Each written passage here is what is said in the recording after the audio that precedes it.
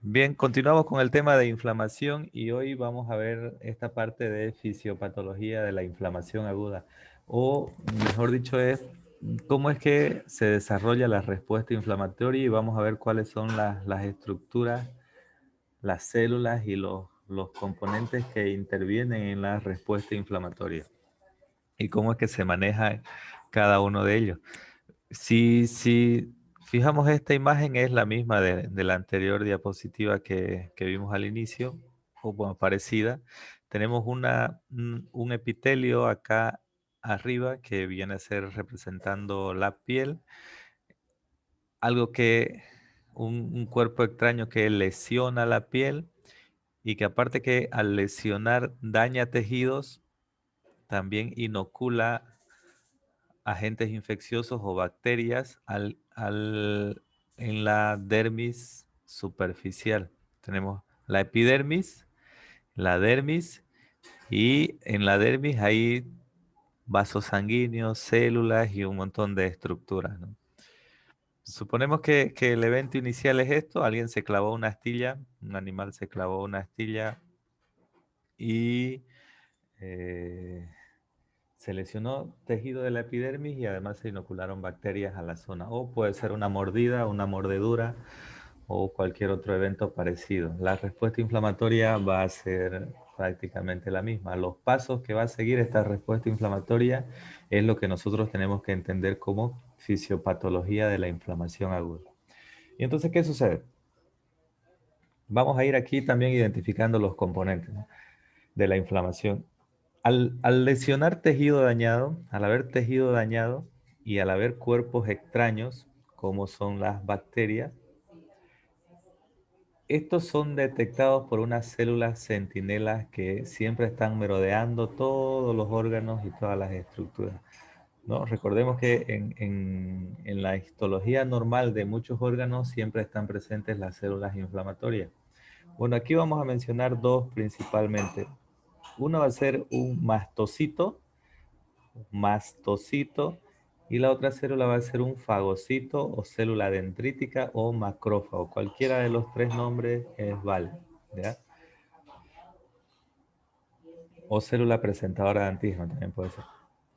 Entonces tenemos que, al detectar este cuerpo extraño y al detectar este tejido dañado, estas dos células que son centinelas y que están siempre merodeando a ver qué hay de mal por aquí, inmediatamente detectan a los cuerpos extraños y detectan el tejido lesionado y se activan. ¿Cómo es que se activan estas células? Primero vamos por acá por la izquierda y vemos el mastocito. Entonces el mastocito, al detectar el tejido dañado, va a empezar a liberar sustancias que él tiene en su citoplasma. Esas sustancias que liberan las células van a ser los mediadores químicos de la inflamación. Entonces esta célula detecta el daño y libera sustancias. ¿Cuál? Principalmente la histamina. Principalmente la histamina. ¿Y qué hace esta histamina? Esta histamina es liberada al lugar donde está sucediendo esta invasión o este daño de tejido y va y actúa a nivel de los vasos sanguíneos capilares que hay en la zona. Todas las células, todos los rincones del organismo están irrigados, todos tienen vasos sanguíneos. Entonces, estos van y actúan a nivel de los vasos sanguíneos locales y producen en ellos dos eventos principalmente. El primero es que van a producir una vasodilatación. Eso significa que los vasos sanguíneos de la zona se van a dilatar, van a aumentar su diámetro y eso va a permitir mayor llegada de sangre al lugar donde está sucediendo la inflamación. Ahora, ¿cómo se llama ese evento? Se llama hiperemia patológica, ¿no? Ya lo habíamos avanzado antes. Y permite la mayor llegada de sangre al lugar donde está la inflamación. Con esa mayor llegada de sangre, toda la parte se pone roja, ¿no? Y eso es lo que conocemos como rubor. Es gracias a la histamina. Después tanto el mastocito como esta otra célula dendrítica que detecta la bacteria y en las células dañadas también fagocitan y se activan. Y al activarse, este va a liberar, también libera sustancias químicas o mediadores químicos de la inflamación. Fíjense, aquí tenemos factores quimiotácticos. Entre ellos, el principal va a ser este de aquí que se llama leucotrieno. Leucotrienos, ¿ya? Los leucotrienos que liberan las células inflamatorias que detectan el daño vienen, son reabsorbidos y se disgregan por el lugar de la inflamación y son los que van a llamar a las células inflamatorias al sitio de la inflamación. Entonces, no es que estas células llegan por obra y gracia de cualquier cosa, ¿no? Sino que detectan ellas estos mediadores químicos quimiotácticos que las atraen por quimiotaxis al lugar de la inflamación. Y una vez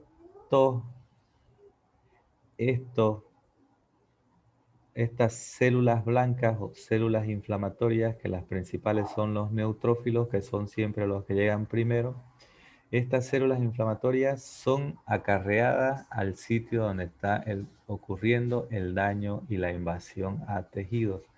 Y de ahí tienen que salir, tienen que salir del vaso sanguíneo y ser atraídos al lugar de la inflamación para empezar a fagocitar las bacterias, destruirlas y controlar el daño. Ahí sucede otro evento importante en los vasos sanguíneos, es que en primera instancia sufren dilatación y eso lleva a cabo una hiperemia. Pero además, también aparte de la dilatación, sufren un aumento de permeabilidad vascular. ¿Qué quiere decir esto? Que, fíjense, este es el capilar y aquí tenemos una célula endotelial, aquí tenemos otra célula endotelial y aquí tenemos otra célula endotelial, que son las células que componen la pared del capilar. Estas células se separan un poquito y dejan espacios para que puedan salir o puedan migrar las células inflamatorias, las principales, los neutrófilos, al sitio donde está la inflamación. Ellas se pegan a la pared, aprovechan esa abertura y salen al lugar de la inflamación gracias a que estos factores quimiotáxicos las están atrayendo.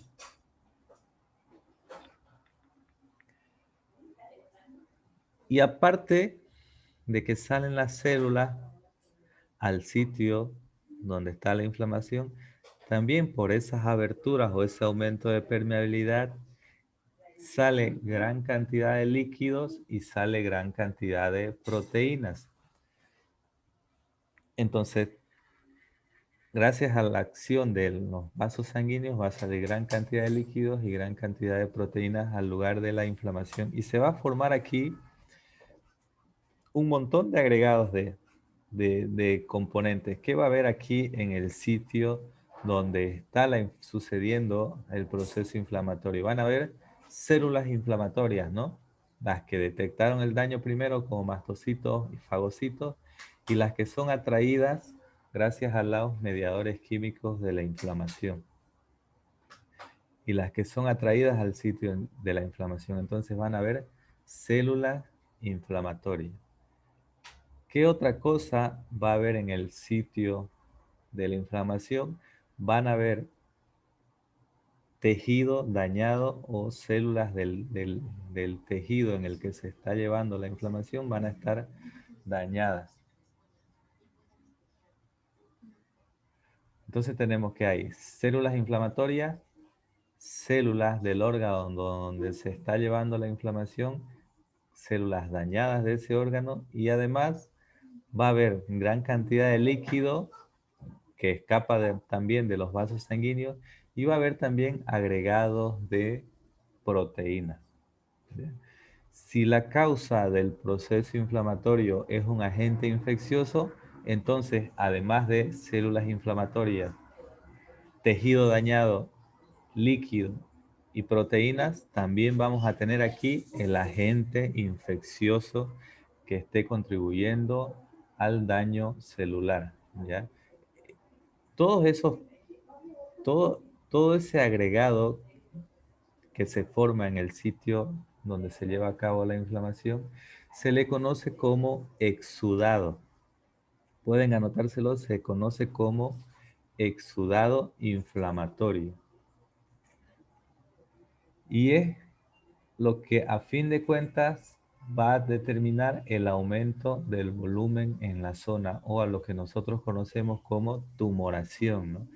Principalmente los líquidos, las proteínas y las células inflamatorias van a formar agregados ahí y eso hace que el tejido aumente de volumen y eso se conoce como tumoración. ¿Ven? Entonces ahí tenemos ya los componentes de la inflamación. Subrayamos por acá, si les hago una pregunta, ¿cuáles son los componentes del proceso inflamatorio? Ahorita no puedo escribir en la máquina, pero punto uno, las células inflamatorias, ¿no? Componentes de la inflamación. Punto uno, las células inflamatorias. Punto dos, los vasos sanguíneos que forman un papel o que juegan un papel importante en el proceso inflamatorio, porque si estos vasos sanguíneos no se dilatan, o si estos vasos sanguíneos no permiten el paso de las células inflamatorias al sitio de infección, entonces no va a haber una respuesta inflamatoria completa, ¿no? Entonces, células inflamatorias como primer punto, vasos sanguíneos como segundo punto, y como tercer punto, sobre los componentes de la inflamación, ¿quién me pudiera decir algo? ¿A cuál de los componentes de aquí le atribuimos el tercer lugar? ¿Alguien que se anime?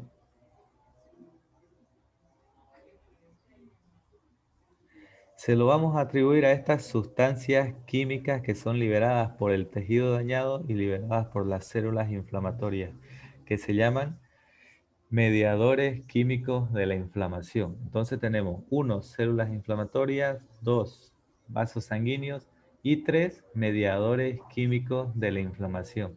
Va a depender de qué cantidad de mediadores químicos se liberen o qué tan prolongada sea la liberación de estos mediadores químicos en el proceso inflamatorio para que regule la respuesta inflamatoria. Entonces, en otras palabras, ¿quiénes son los que regulan la respuesta inflamatoria? Son estos mediadores químicos. Estos son los que deciden qué cantidad de células inflamatorias van al lugar, qué tanto se dilatan los vasos sanguíneos, en fin, y cuánto dura la respuesta inflamatoria. Son estos mediadores químicos. Entonces ahí tenemos los tres componentes de la inflamación. Esos son los componentes de la inflamación.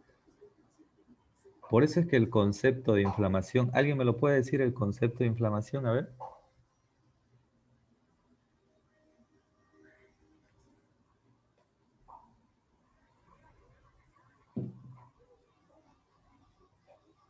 Respuesta celular y vascular mediada por sustancias químicas Muy bien, le falta un poquito. eh, ante la Cualquier agresión de agente cualquier externo o agente externo. externo o interno. Muy bien. Respuesta celular y vascular mediada por sustancias químicas diseñada para controlar y reparar el daño en los tejidos, ¿no? Ese sería un concepto bien completo. Entonces, ya nosotros le entendemos a ese concepto, ¿no? ¿Por qué decimos que es una respuesta vascular y celular? Porque los que intervienen son las células inflamatorias, los vasos sanguíneos y toda la funcionalidad de esto va a estar regulada por los mediadores químicos de la inflamación. Por eso es que cuando un proceso inflamatorio se sale de control, de lo que se trata es de controlar la liberación de estos mediadores químicos para que se suprima la respuesta inflamatoria. Fíjense que cuando alguien tiene un proceso, un proceso alérgico que pueda dificultar la funcionalidad circulatoria o como el shock anafiláctico, el shock alérgico que vimos en el anterior tema, en el tema uno. Ese se da por liberación excesiva de mediadores químicos, ¿no? El primero que va a ser la histamina. Entonces, si se libera gran cantidad de histamina por estas células que son los mastocitos, toda la red vascular se va a dilatar y eso va a permitir que haya un estancamiento de la sangre a nivel de esa zona y que disminuya el retorno venoso y disminuya el gasto cardíaco y baje la presión arterial y entonces pueda el organismo estar entrando a un tipo de shock. Y entonces, ¿cuál es el tratamiento ahí? Un antihistamínico, dicen, ¿no? Hay que darle un antihistamínico o un antialérgico. Hay que darle un antialérgico. Los antialérgicos no están hechos para ir a reparar el daño de aquí, del tejido, no están hechos para ir a controlar las bacterias, están hechos para controlar la respuesta inflamatoria.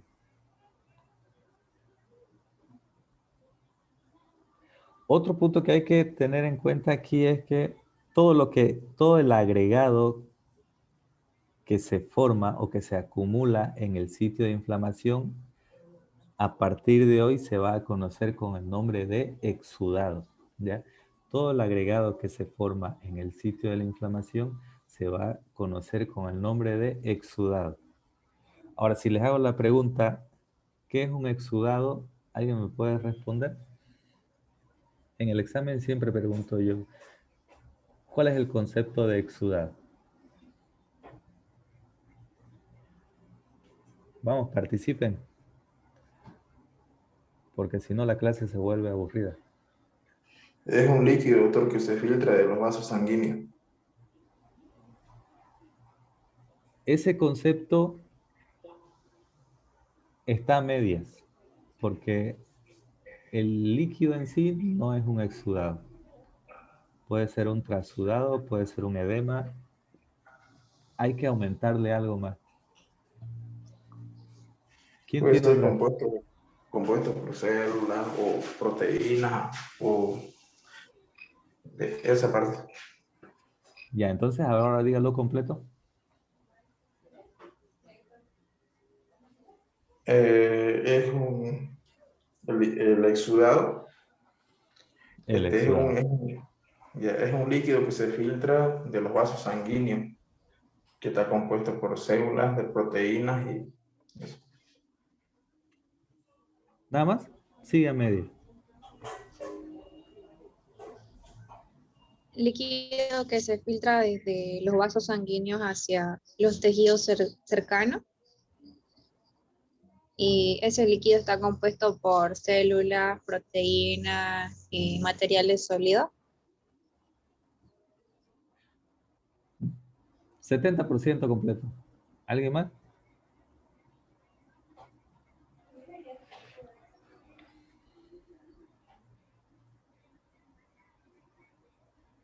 Bien.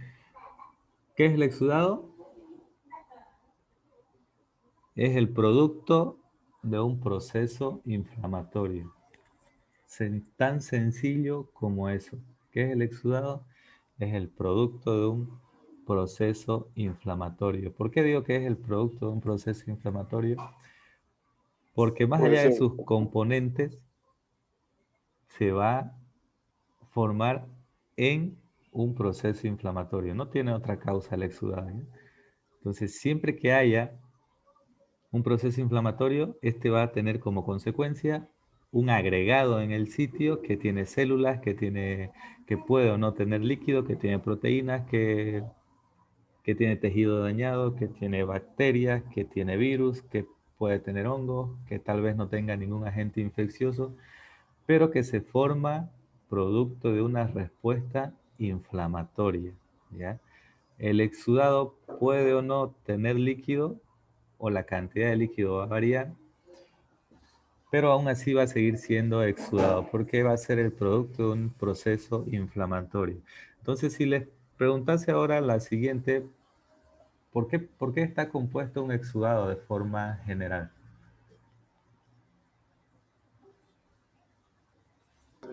Células y tejidos.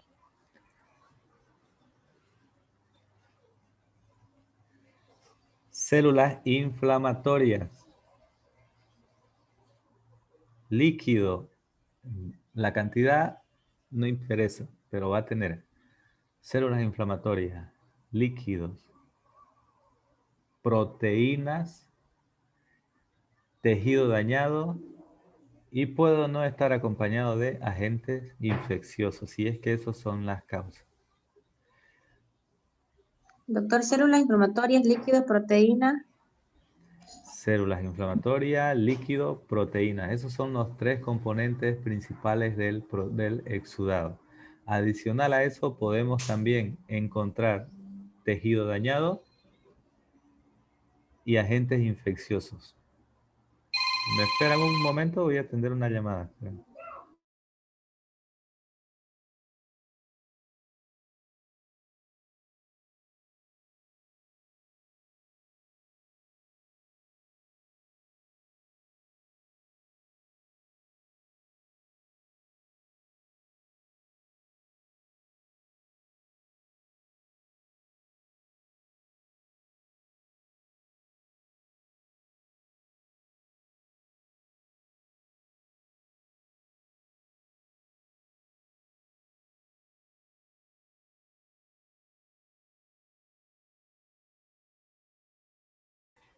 Ya estoy de vuelta.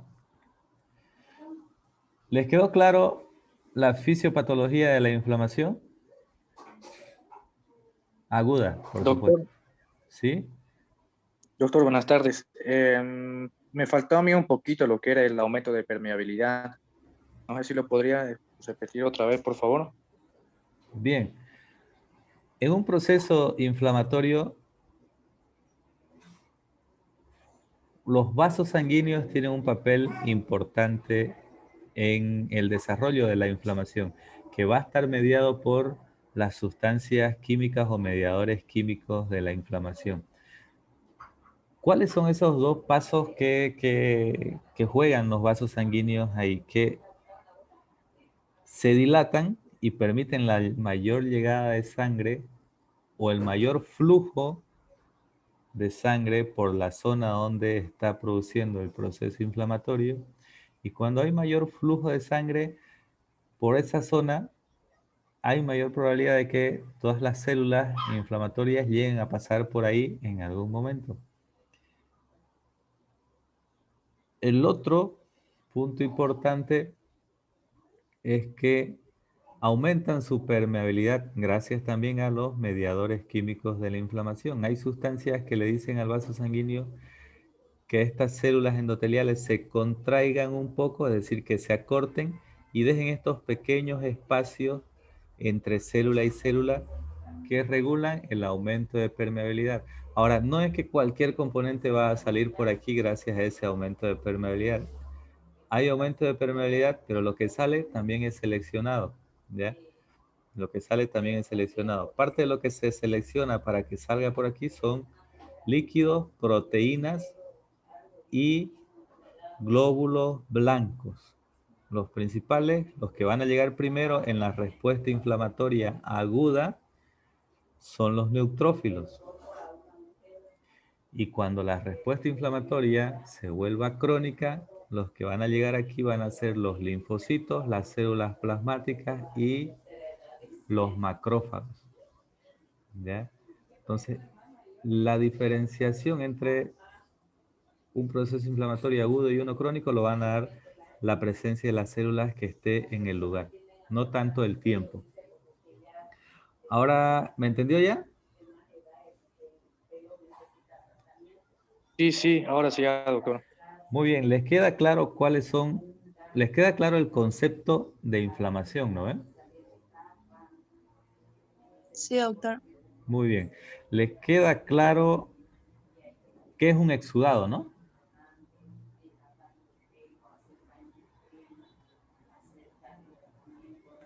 ¿Sí? ¿Les queda claro qué es el exudado? Sí, doctor. Sí, doctor. Bueno, no vaya a ser que pregunte ahorita y no me responda alguien por ahí, ¿no? Muy bien. Continuamos entonces.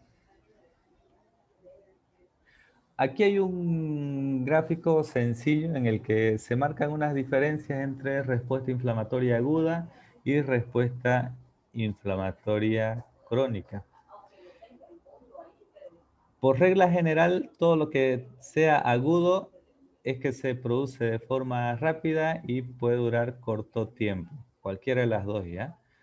Se produce rápido o dura corto tiempo. Eso es un proceso agudo. Y todo lo que lleve la palabra crónica es que lleva un mayor tiempo de desarrollo y o dura un mayor tiempo, o el proceso dura un mayor tiempo en el animal. Ahora, para que nosotros nos demos cuenta, pero eso del tiempo es relativo, ¿no? No hay una línea de corte que me diga a partir de 48 horas la respuesta inflamatoria va a ser crónica, o antes de las 48 horas la respuesta inflamatoria va a ser aguda. Es decir, no hay ese punto de corte exacto que me diga hasta 48 horas es agudo y si pasa ahí va a ser crónico. No. Lo que hay que ver es cómo está compuesto este exudado, y la composición de este exudado es lo que me va a determinar a mí si la respuesta inflamatoria es aguda o si la respuesta inflamatoria es crónica, ¿ya? Cómo esté compuesto el exudado es lo que me va a determinar a mí si el proceso es agudo o es crónico. Y hay aquí 3 puntos principales. Miremos en la respuesta inflamatoria aguda. Hay líquido, hay exudación de líquido, hay proteínas plasmáticas y hay migración de neutrófilos. En una respuesta inflamatoria aguda, hay líquido en la zona porque aumenta la permeabilidad y escapa líquido y escapan proteínas. Y eso hace que se acumule líquido en el lugar donde hay el proceso inflamatorio. Fíjense aquí un punto importante. Edema marca la palabra edema en el lugar donde está las proteínas plasmáticas y no lo marca en el lugar donde está la exudación de líquidos. Les explico esto un momento. ¿Cuál es la función de las proteínas en la presión oncótica? Es atraer líquido por ósmosis, ¿no? ¿Se recuerdan? Dijimos Sí, doctor. en el tema de edema, dijimos que la disminución de la presión oncótica causa edema porque si disminuyen las proteínas aquí dentro del vaso sanguíneo, el líquido no va a poder ser reintroducido. Entonces, ¿qué sucede en una respuesta inflamatoria? El aumento de permeabilidad hace que salga líquido y hace que salgan proteínas. Y las proteínas que salen y que se concentran en mayor cantidad en esta zona y no acá, terminan atrayendo aún más líquido, ¿ya? Entonces la presión oncótica extravascular, la que está afuera, aumenta y eso también termina atrayendo líquido. Por eso es que aquí marca la palabra edema. Y migración de neutrófilos, porque en un proceso inflamatorio los que primero salen son neutrófilos. Fíjense, todos son representados con núcleos multisegmentados, ¿no? Ya cuando esto se vaya a volver crónico, o la respuesta va a tener un mayor tiempo de duración, entonces en el lugar de la inflamación, en ese exudado que nosotros vimos, va a haber presencia de linfocitos y macrófagos. Presencia de linfocitos y macrófagos. Cuando yo veo estas células en el proceso inflamatorio, entonces ya digo que esto está volviéndose crónico, ¿ya? Es una respuesta inflamatoria crónica cuando hay linfocitos y cuando hay macrófagos. ¿Qué otra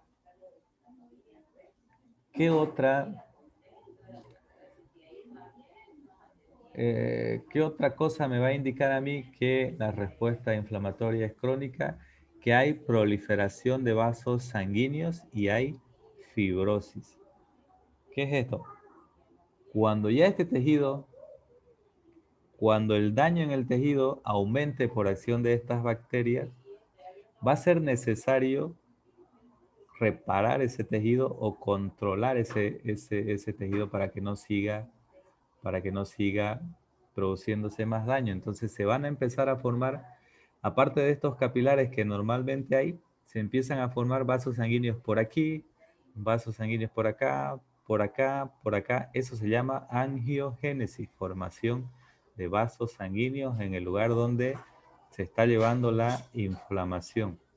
Y esa formación de vasos sanguíneos también contribuye a que por aquí se diseminen más componentes y permitan reparar o activar el tejido dañado. Siempre donde se quiera formar un nuevo tejido, tiene que haber vasos sanguíneos. Y el otro es la fibrosis, que junto con los vasos sanguíneos se activan los fibroblastos de la zona y son los que van a formar como unas redes aquí, con un tejido fibroso por aquí, por la orilla, para controlar este foco y que no pase, que no siga avanzando más y atacando más piel, sino que viene y forman vasos sanguíneos y forman tejido fibroso para controlar este daño. Entonces, esos componentes ya me dicen a mí que esto lleva bastante tiempo y que la respuesta inflamatoria ya dejó de ser aguda y ahora es crónica. Le está costando al animal controlar este foco infeccioso. Eso indica una respuesta inflamatoria aguda y una respuesta inflamatoria crónica. Y adicionalmente, en algunos casos se puede ver necrosis, ¿ya? Así que no siempre, pero sí, se va a ver la necrosis. Lo vamos a ver más adelante en algunos ejemplos. ¿Alguna pregunta sobre la diferencia entre respuesta inflamatoria aguda y crónica? Lo que tenemos que tener en claro es que no es el tiempo lo que determine si la respuesta inflamatoria sigue siendo aguda o sigue siendo crónica, ¿ya? Sino va a ser el componente del exudado, el componente que hay aquí en este exudado. Acá hay otro gráfico que prácticamente es el mismo que el anterior, que indica la inflamación aguda, las células que son las centinelas, las que están siempre merodeando. Acá también hay un epitelio, ¿no? Yo no lo puedo ver ahorita porque hay una barra de tareas ahí, que no sé cómo ocultarla, pero acá hay un epitelio, ¿no? Acá encima, y por debajo siempre están las células inflamatorias, centinelas, les llamo yo, las que están siempre merodeando todas las mucosas. ¿Por qué están merodeando todas las mucosas y todos los órganos? Principalmente las mucosas, porque son los sitios por donde ingresan las agresiones o los agentes infecciosos. Entonces, en el epitelio intestinal, por ahí por debajo hay células inflamatorias, debajo de la piel hay células inflamatorias, por toda la tráquea, por ahí por debajo también van a haber células inflamatorias, por los alveolos también, por todo el tracto reproductivo y urinario también. Entonces, siempre están, y en definitiva en todos los órganos, pero están más o menos por ahí. Entonces, ¿qué hacen estos? Detectan el daño y fíjense aquí, el mastocito, ¿qué dijimos que hacía el mastocito? A ver si me están atendiendo.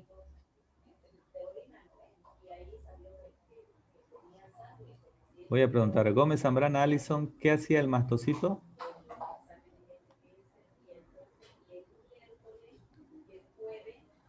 Gómez. No, ustedes ponen la clase y lo dejan como para marcar su asistencia y después no quieren atender, ¿no? Le voy a poner falta a ¿Libera Gómez sustancias Zambrana. en el citoplasma? Un momento, le estoy poniendo falta a Gómez Zambrana.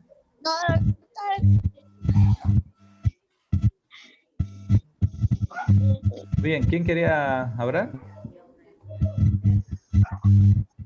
Pamela, a ver. Roja Salguero Yanina. Rojas, a ver, ¿cuál es su respuesta? Libera sustancias en el citoplasma y la histamina y hace que actúe a nivel de los vasos sanguíneos capilares. ¿Qué hace la histamina? Hace que actúe a nivel de los vasos sanguíneos capilares, Sí, pero ¿qué le hace a los vasos sanguíneos? que hay en la zona que producen dos eventos, que son la vasodilatación, que es la hiperemia patológica. ¿Y qué más? El otro no lo entendí bien, creo que es el Aumento de permeabilidad, ¿no? eso de ahí. Muy bien. Este mastocito tiene en su citoplasma esos gránulos y esos gránulos son histaminas y esos los libera al lugar donde se detecta el daño y estos van y actúan sobre los vasos sanguíneos. ¿Qué hace el macrófago? A ver. Jennifer España, Sí, doctor. ¿qué hacían los macrófagos?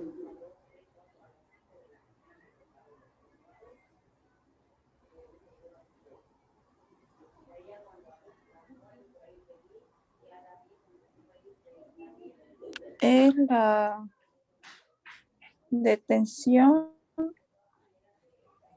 de los fagocitos. ¿Qué?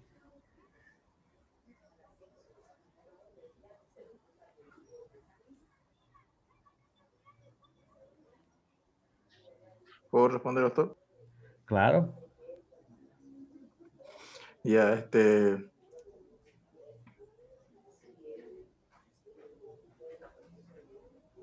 Hola, ¿lo escucho? sí, doctor, voy a disculpar. Son células grandes, doctor, que ellos fagocitan al cuerpo extraño, como estaba diciendo en la primera parte. Muy bien, fagocitan cuerpo extraño. ¿Y Sí. qué más hacen en el proceso inflamatorio? La distribución de los antígenos. No, a ver, ¿qué más hacen? Fagocitan las células y la distribución de antígenos. Y liberan mediadores Liberan quimiotáxicos, células ¿no? llamadas citocinas, doctor. Sí, Quimiotáxicos que van a permitir el reclutamiento de las demás células blancas. Los principales son los neutrófilos. Y fíjense que hay una célula aquí que se llama célula dendrítica, que también es un fagocito, pero que esta célula nos las van a enseñar a nosotros en la materia de virología e inmunología. ¿Y qué hace esta célula? Detecta, en el caso de que haya un agente infeccioso, detecta o fagocita el agente infeccioso, lo degrada y obtiene de él una molécula que se llama antígeno de histocompatibilidad. Y ese antígeno lo tiene por aquí y se lo lleva, esta célula fagocita, y es una célula presentadora de antígeno, que ¿qué va a hacer? Que agarra esa bacteria o ese virus que haya ingresado, lo degrada, obtiene el antígeno o la proteína necesaria, va y lo presenta a las células, a otro grupo de células inflamatorias que no llegan acá, que van a ser los linfocitos. Va y se lo presenta a los linfocitos y los linfocitos agarran ese antígeno si es que ya ese virus o esa bacteria había ingresado antes, ellos marcan y inmediatamente empiezan a producir anticuerpos. Si es que ese virus o esa bacteria no había ingresado antes, la detectan por primera vez y van a tardar un poco más, pero igual van a producir anticuerpos y los anticuerpos van a migrar por los vasos sanguíneos otra vez, llegan al lugar y empiezan a bloquear el agente infeccioso. Bloquean el agente, se le unen, ¿no? Se le unen alrededor a ese antígeno que fue el que presentó esta célula dendrítica. Y esa unión de esa inmunoglobulina a esta bacteria o a este virus, suponiendo que se pueda hacer un virus, aumenta el poder de fagocitosis del macrófago y además que no le permite invadir una nueva célula o dañar más tejidos.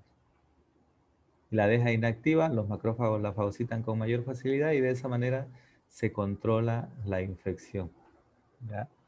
Eso es lo que hace el proceso inflamatorio. Por eso es importante el proceso inflamatorio en un inicio, porque permite la activación de la respuesta inmunológica o es el paso inicial para la activación de esa respuesta inmunológica, que ya conocemos que está mediada por células y por anticuerpos o inmunoglobulinas, que va a actuar después de 7 días, 15 días, dependiendo cuál de las inmunoglobulinas sea la que vaya a llegar.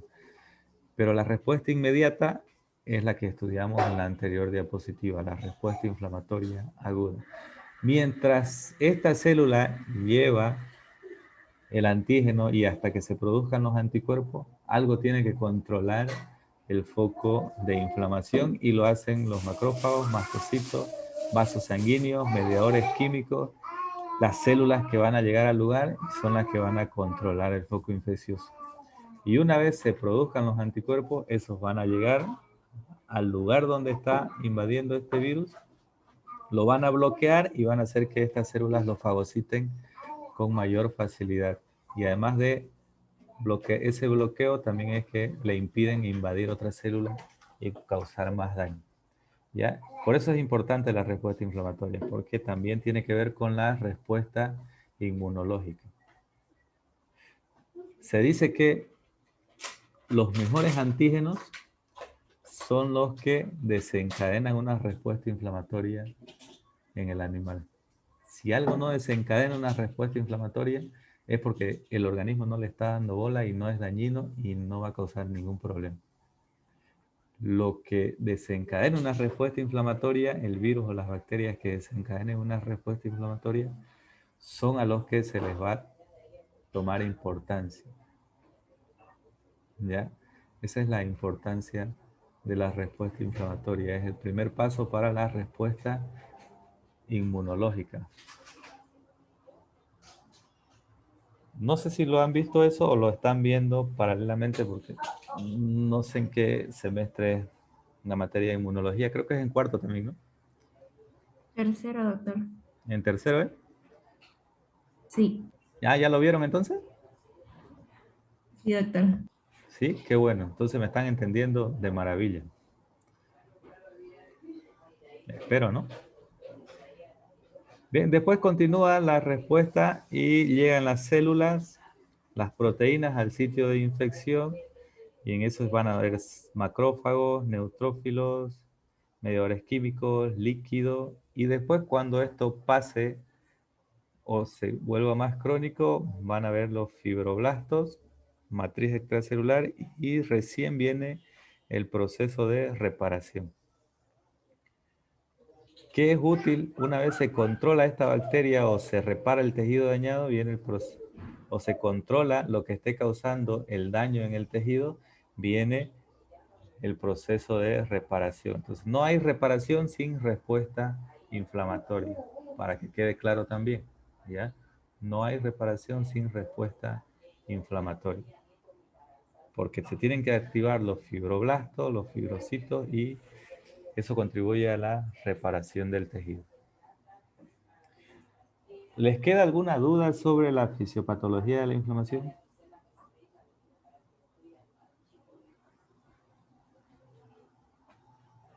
Ya, porque es pregunta directa para una evaluación.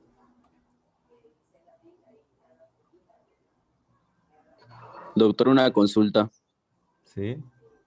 Usted habló de la inflamación aguda y crónica y en la aguda explicaba sobre la migración de los neutrófilos que son los primeros en aparecer la inflamación. ¿También aparecerían los eosinófilos, doctor, para ser los primeros en llegar al sitio de inflamación o solo los neutrófilos? Sí, buena pregunta. Buena pregunta. En el proceso inflamatorio al final van a llegar varias células, pero los que llegan primero son los neutrófilos. Y después esto, junto con todo el tejido dañado, los macrófagos y las demás células que están ahí, también determinan a qué otra célula llamar. ¿Ya? Y si por ejemplo, el sitio donde se está produciendo la inflamación es causada por un alergeno o una picadura de una pulga, de inmediato los que tienen que intervenir ahí son los eosinófilos. Si el sitio del lugar de inflamación está producido por una migración larvaria, los que tienen que aparecer ahí después de los neutrófilos van a ser los eosinófilos. Doctor, ¿Sí? disculpe, son como una línea de defensa, ¿no? Algo así le entendí. Primero están uno, después el otro, después el otro. Sí. Primero llegan los neutrófilos. Primero hay unos cuantos macrófagos y unos mastocitos, ¿no? Que son los que inician la respuesta inflamatoria. Después llegan los neutrófilos. Y después, dependiendo de cuál sea la causa que esté llevando a cabo el proceso inflamatorio, ese exudado se va a acomodar para controlar ese daño dependiendo de la causa. Entonces, en un exudado o en una inflamación podemos ver un predominio de linfocitos, por decirle así, que se ven en una neumonía por micoplasma. Los linfocitos aparecen en gran cantidad cuando la neumonía es causada por micoplasma. O los linfocitos van a aparecer cuando el proceso esté dado por un agente infeccioso de tipo viral. Si el agente infeccioso es bacteriano, de bacterias piógenas o de estas comunes, los que van a predominar más van a ser los neutrófilos. Llegan los primeros neutrófilos, pero dice, aquí la causa son estos y necesitamos más neutrófilos. Y llaman un montón de neutrófilos. Ya no vienen eosinófilos, ya no vienen linfocitos, ya no. Necesitamos más neutrófilos. Y por eso que se forma el pus. En otras palabras, el pus son un montón de neutrófilos muertos ahí con algunas bacterias, si es que hubiera. Si los neutrófilos y las otras células llegan a detectar que son parásitos o alergenos, llaman a los eosinófilos. Si llegan a detectar que la bacteria o que el que está causando es un hongo y los neutrófilos muy poco le van a hacer, van a luchar pero no lo van a poder controlar. Entonces, ¿a quiénes van a llamar? A células que tengan un poder mayor de fagocitosis. Y entonces mandan a llamar más monocitos que se van a transformar en macrófagos en el sitio de inflamación. Y entonces, cuando nosotros ya veamos o estudiemos un proceso inflamatorio al microscopio, vamos a ver por qué está compuesto ese exudado y eso nos va a llevar a la causa. Y eso nos va a llevar a la causa como vamos a ver más adelante. Por eso es importante entender esta parte.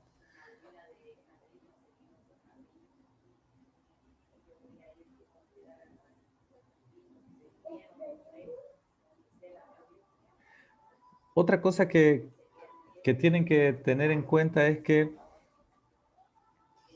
la respuesta inflamatoria es buena porque inicia o es el primer paso para la respuesta inmunológica o inmunomediada y también porque controla en primera instancia el daño y tiende a reparar o controlar el tejido. Pero si esto no se controla, si la respuesta inflamatoria no se controla en el sitio donde se está llevando a cabo esa inflamación, se va a volver completamente ocupado por todas estas células inflamatorias que van a estorbar el tejido anfitrión donde se lleva la inflamación, van a causarle daño al tejido anfitrión donde se lleva la inflamación y van a causar disfunción del órgano donde se está llevando el proceso inflamatorio. Y al final, una respuesta inflamatoria no controlada es lo que termina matando a veces al animal y no el virus o la bacteria en sí. ¿Ya? Eso también puede suceder, por eso en cada tratamiento siempre están los antiinflamatorios, como medida de tratamiento. Por ejemplo, fíjense aquí. ¿Están viendo el pulmón? Sí, doctor. Sí. Sí, notan estos cambios acá en estos lóbulos apicales, ¿no? Todo ese cambio de color no es que la bacteria haga que cambie de color aquí, son las células inflamatorias las que marcan este daño pulmonar. Y cuando nosotros vemos acá, cortamos el bronquio, fíjense, el bronquio está ocupado por material purulento, que habíamos dicho que era el material purulento o el exudado purulento. Son neutrófilos que están ahí en la luz del vaso sanguíneo. Si esto no se controla y si esto no se saca de las vías respiratorias, termina taponando la vía bronquial e impidiendo el paso del aire y causando disfunción del órgano y entonces el animal va a sufrir disnea o dificultad respiratoria. ¿Ven? Entonces aquí son estos neutrófilos o este material purulento producto de la respuesta inflamatoria los que están causando la disfunción del órgano porque están taponando las vías respiratorias, solo para mostrarles de ejemplos de que también se tiene que controlar.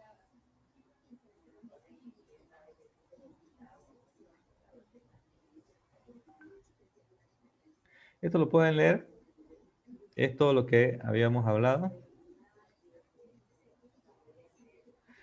Aquí les quiero mostrar en esto la función de los vasos sanguíneos. Este gráfico representa la célula endotelial.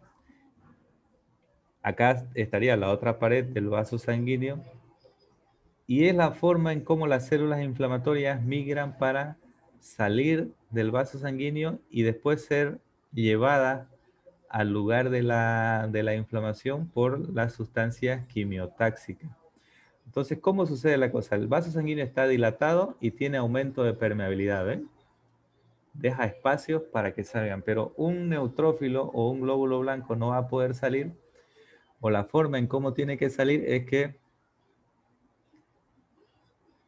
el endotelio marca unas proteínas o unas moléculas que se llaman selectinas, que son las que van a atrapar o se van a conjugar con el neutrófilo, en este caso con la célula blanca.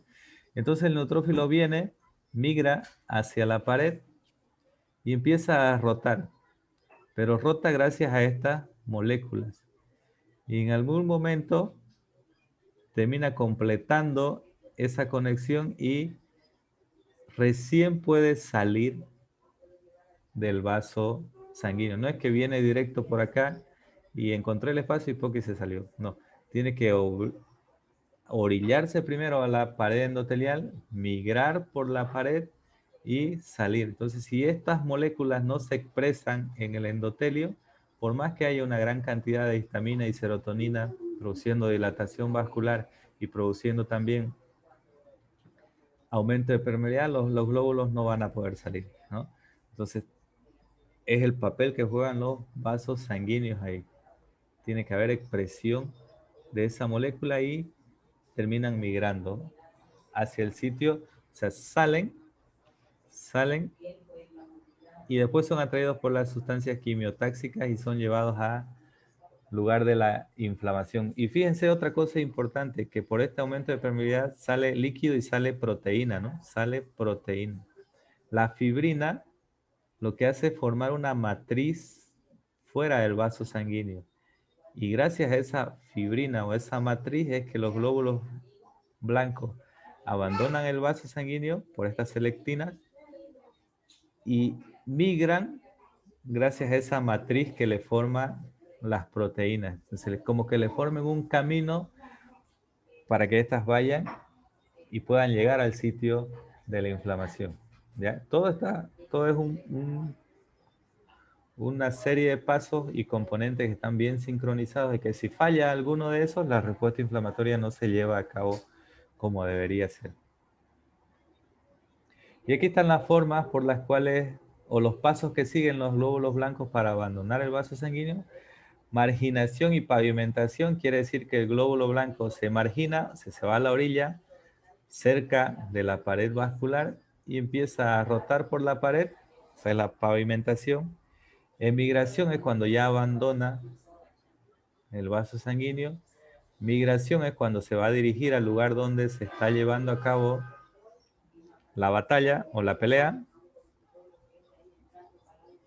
La quimiotaxis es la atracción también en ese lugar. Y la acumulación o agregado es cuando se van a acomodar al lugar donde está produciendo el daño y empiezan a fagocitar. Tienen que seguir esos pasos, ¿ya? Esos también se los tienen que aprender. Aquí hay un montón de mediadores químicos de la inflamación que son los que controlan la respuesta inflamatoria, ya les había comentado. Pueden venir del plasma o pueden venir de los tejidos o del tejido donde se está llevando a cabo la inflamación. Va a venir del plasma o del tejido donde se está llevando a cabo la inflamación. Y tenemos aquí lo que causa, o la función, en otras palabras, del mediador químico.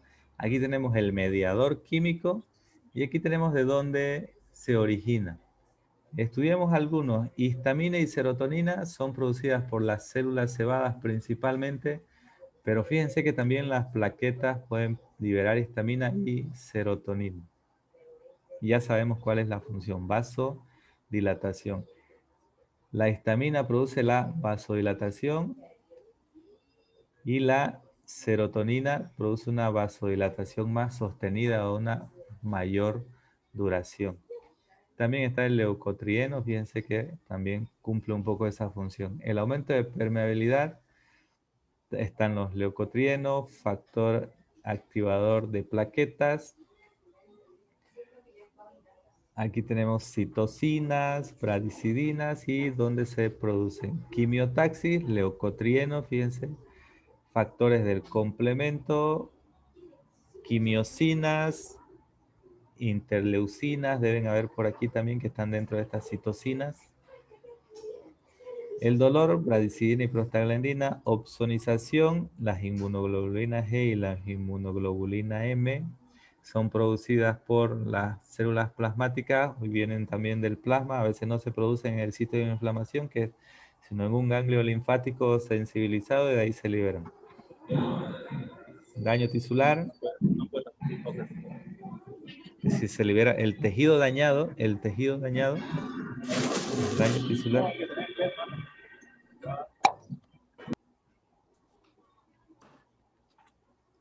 Aquí fíjense que lo explicamos mejor. Hay mediadores químicos que también van a causar daño en el tejido, son estos de aquí, enzimas leucocitarias, es decir, las que van a liberar los neutrófilos, las enzimas lisosomales, las que se liberan cuando la célula se destruye, y productos bacterianos, ¿no? Y productos bacterianos. Todo eso termina dañando el tejido del anfitrión, por eso hay que controlar el proceso inflamatorio. Ya esto ustedes este cuadro está en el texto guía. De ahí se estudian lo más importante: vitaminas, serotonina, leucotrienos, quimiosinas, prostaglandinas, inmunoglobulinas que producen opsonización.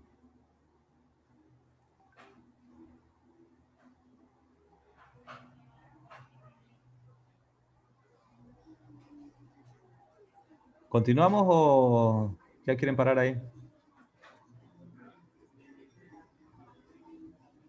Paremos ahí. Ahí está bien, doctor. Muy bien. Lo dejamos ahí. Continuamos la Mucho siguiente por clase. asimilar. La próxima clase sí tenemos que acabar este tema. Y para la próxima clase estudiamos las células inflamatorias, la diferencia entre exudado y transudado, y los diferentes tipos de exudados, y con eso acabamos.